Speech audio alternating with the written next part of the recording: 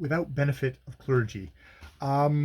We open with a description of all the jewelry that is just draped on Amira, and it's very much kind of, there's very much the exoticization of this Indian young woman in this section of, like, she is draped in all this jewelry.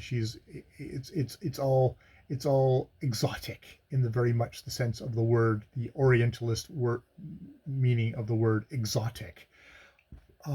This kind of fetishized young woman who hates white women who marry when they're old women, i.e. at like 25, versus her marrying at 15, or younger, and this whole thing of it's obviously super fine and happy that white English guys are hooking up with a beautiful Indian bride, probably just to have in India, because it's not a real marriage. They don't think it's gonna last. Like he'd just go back to England, or he'll find a white woman, a memlog who'll steal her away, an old memlog, because she won't be like 15, she'll be like 25 or older.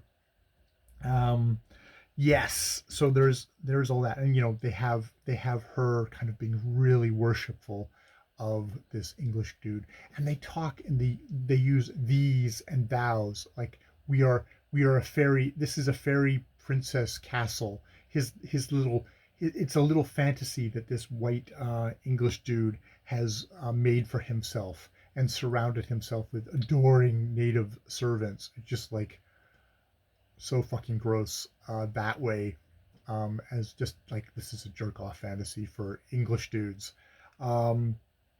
Yeah, yeah. Now I will give it that they do actually have Tota is the name of their child, and they do actually, Kipling does build up Tota, and that he gets called a spark, and it's like, I'm not a spark, I'm a man, and he's like just barely able to walk and has just barely has language.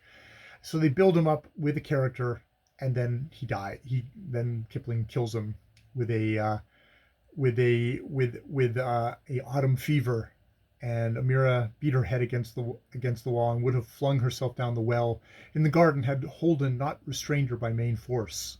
And for Holden, of course, one mercy only was granted to Holden. He rode to his office in broad daylight and found waiting him an unusually heavy mail that demanded concentrated attention and hard work. He was not, however, alive to this kindness of the gods. It's like it's all written as this kind of fantasy world. We're in this kind of like thing, and into this fantasy world comes the hard fact of death.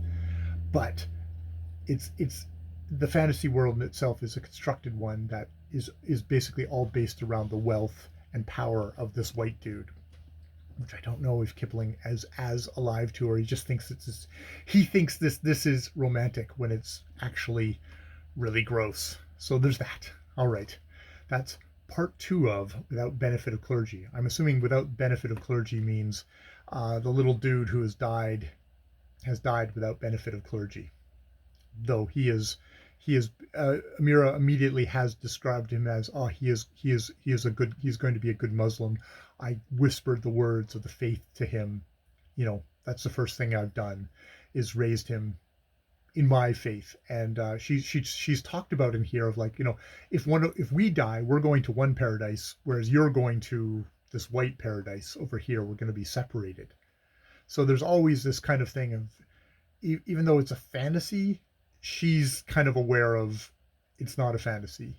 This is a business arrangement, even though they dress it up as romantic bullshit. All right. And I'm sure Kipling's like, but she really did fall in love with him. Kind of that bullshit. All right. More videos later.